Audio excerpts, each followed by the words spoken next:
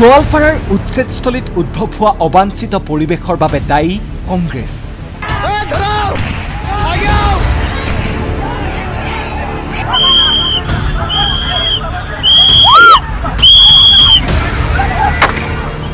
বুধবাৰৰ বনগাঁৱৰ জনসভাত ৰাহুল গান্ধীৰ ভাষণে এই ক্ষেত্ৰত দিছে উচতনি।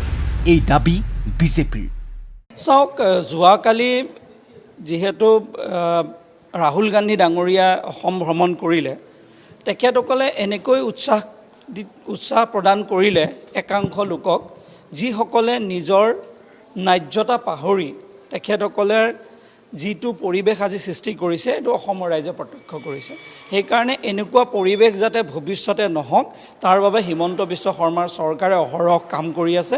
আপোনালোকে চাওক, যোৱাকালি ৰাহুল গান্ধী ডাঙৰীয়াই আহি আৰু মাল্লিকাৰ্জুন খাৰ্গে ডাঙৰীয়া আহি যে কংগ্ৰেছটো যে মিয়াৰ পাৰ্টি সেইটো এণ্ডৰ্ছ কৰি থৈ গ'ল আৰু মিয়া মানুহখিনিক মিছা প্ৰলোভন দি তেওঁলোকক জেক মাৰি থৈ গ'ল, যিটো আমি সাধাৰণ ভাষাত কওঁ, আৰু তাৰে আজি প্ৰতিফলন ঘটিছে। ইফালে ৰাজ্যিক বিজেপিৰ সভাপতি দিলীপ শইকীয়াৰ মন্তব্য, কংগ্ৰেছৰ স্থিতিক লৈ শংকিত অসমবাসী। খিলঞ্জীয়াৰ অস্তিত্বৰ প্ৰতি ভাবুকি অনা চক্ৰক তেওঁলোকে কি আখ্যা দিছে যে তেওঁলোকক ঘৰ বনাই দিব, তেওঁলোকক মাটি দিব। অৰ্থাৎ খিলঞ্জীয়াৰ বিৰুদ্ধে অৱস্থান কৰা কংগ্ৰেছ দলটোৰ কালি মুকলি যিকি তেওঁলোকৰ বক্তব্য, সেই বক্তব্যটোৱে হয়তো প্ৰতিগৰাকী অসমীয়াক শংকিত কৰি তুলিছে।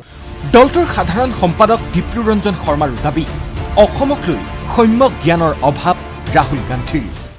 যিজন বেলুৱে মেচিনৰ পৰা আলু বনোৱাৰ কথা কয়, যিজন মানুহে অসমক ভাৰতবৰ্ষ বুলি নাভাবে বা অসম ভাৰতবৰ্ষৰ ভিতৰত আছে নে নৰ্থ ইষ্টৰ ভিতৰত আছে, ৰাহুল গান্ধী, মই ভাবোঁ যে সেইখন সম্যক জ্ঞানো তেখেতৰ নাইকিয়া।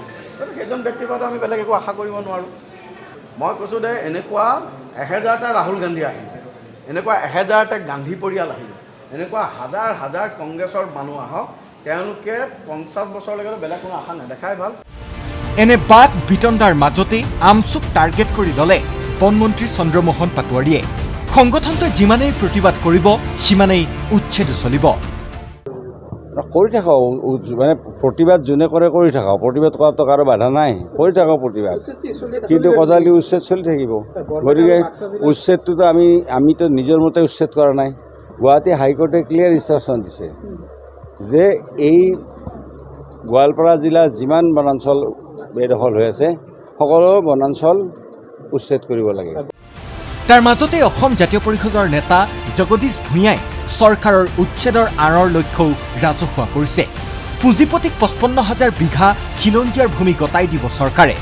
তাৰে 6,000 বিঘা ভূমিহে বংগমূলীয় লোকৰ দখলত আছে। 55,000 বিঘা মাটি বিভিন্ন উদ্যোগক দিব লাগে। চিমেণ্ট উদ্যোগ বনাব, পাৱাৰ প্লাণ্ট বনাব, আদানী, আম্বানী, ৰামদেৱ জাতীয় বিভিন্ন ধৰণৰ পুঁজিপতি গোষ্ঠীসমূহ 55,000 বিঘা মাটি লাগে। সেই 55,000 বিঘা মাটি অধিগ্ৰহণৰ যেতিয়া পৰিকল্পনা কৰিছে, আপোনালোকে জানি আচৰিত হ'ব যে 55,000 বিঘা মাটিৰ মাত্ৰ 6,000 বিঘাহে পূৰ্ববংগীয় লোকসকলক উচ্ছেদ কৰিছে। বাকী 49,000 বিঘা মাটি অসমৰ ভূমিপুত্ৰ খিলঞ্জীয়াসকলৰ দখলত থকা মাটি উচ্ছেদৰ পৰিকল্পনা কৰিছে বা আংশিকভাৱে উচ্ছেদ কৰিছে। 55,000 বিঘা মাটি কেপিটেলিষ্টক পুঁজিপতি গোষ্ঠীক গোটাব, গোটৰ উদ্যোগ স্থাপন কৰিব, যিটো উদ্যোগত 50টা চকীদাৰ চিকিউৰিটি চাকৰি পাব। ৰাজ্যসভাৰ সাংসদ অজিত ভূঞাৰ দাবী, খিলঞ্জীয়া ৰাইজে এতিয়া সকলো বুজি উঠিছে। খিলঞ্জীয়াৰ সমগ্ৰ অসমত এতিয়ালৈকে 55,000 বিঘা মাটি কাঢ়ি আনি কৰ্পৰেটক দিব খোজা হৈছে। আদানী, আম্বানী, পতঞ্জলি, অমিত শ্বাহৰ পুত্ৰ জয় শ্বাহ, এইবিলাকক গতাই দিয়া যিটো ষড়যন্ত্ৰ চলিছে তাৰ আমি বিৰোধিতা কৰিছোঁ। আৰু ইয়াৰ পৰিণতি এই খিলঞ্জীয়া মানুহক যিধৰণে তেওঁলোকে জোকাই লৈছে, যিধৰণে তেওঁলোকে ভাবিছে যে আমাক দেখা নাই, মুখ্যমন্ত্ৰীয়ে ভাবিছে মোৰ ষড়যন্ত্ৰ চক্ৰান্তবোৰ ৰাইজে দেখা নাই, কিন্তু নহয়। ইফালে আদালতৰ নিৰ্দেশনা উলংঘা কৰি চৰকাৰে যধে মধে উচ্ছেদ চলোৱাৰ কাৰ্যৰ বিৰোধিতাৰে মানৱ অধিকাৰ আয়োগলৈ পত্ৰ প্ৰেৰণ বিৰোধী দলপতি দেৱব্ৰত শইকীয়াৰ। উচ্ছেদৰ ফলত আদিবাসী পৰিয়ালো ধেমাজি লখিমপুৰ জিলাত উচ্ছেদিত হৈছে, আহোম পৰিয়ালো 12টা 11টা উচ্ছেদিত হৈছে আৰু অন্যান্য থলুৱা জাতি জনগোষ্ঠী সকলো ধৰ্মৰ হিন্দু মুছলমান উচ্ছেদিত হৈছে। এইবিলাক ভুল সিদ্ধান্ত কেবিনেটত লৈ আছে। ডিউ প্ৰচেছ অফ যি ল সেইখিনি নকৰাকৈ কৰিছে আৰু ময়ো মানৱ অধিকাৰ আয়োগক এই গোটেই কথাবিলাক জনাই এখন পত্ৰ প্ৰেৰণ কৰিছোঁ। উচ্ছেদৰ ক্ষেত্ৰত এক সুনিৰ্দিষ্ট কৰ্ম পদ্ধতি অথবা SOP প্ৰস্তুতৰো দাবী কৰিছে বিধায়ক আব্দুল বাটেন খণ্ডকাৰে। কিন্তু বিৰোধী শিবিৰৰ এনে দাবীৰ প্ৰতি শাসকীয় পক্ষই যে আজিৰ পৰিস্থিতিত কিবা কাণসাৰ দিব সেয়া অকল্পনীয়। পাছে উচ্ছেদৰ ৰাজনীতিয়ে 2026 বিধানসভা নিৰ্বাচনত কাক সাৰ পানী যোগাব সেয়াও হ'ব চাবলগীয়া। Bureau report ND24।